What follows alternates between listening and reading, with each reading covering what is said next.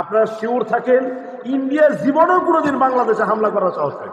India খুব ভালো করে জানে যে আমি যদি বাংলাদেশে আঘাত করি, আমার এই ভারত যে রাষ্ট্রটা আছে, এই রাষ্ট্রের মানচিত্রটা এইভাবে আর থাকবে না।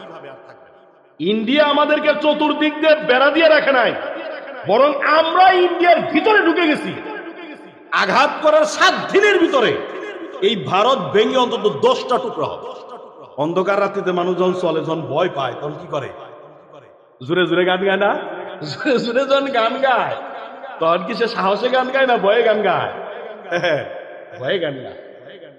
ইন্ডিয়া আজকে যে গান গাইবেনছে, এই গান হলো ভয়ে গান গাইতেছে। ইন্ডিয়া দেখবেন যে খুব তোলপাড় শুরু করছে, বিভিন্ন মাধ্যমে তারা বলতেছে যে এখানে তারা তাদের কামান এই দিকে তাক করছে, এটা করছে, হ্যান করছে, তান করছে।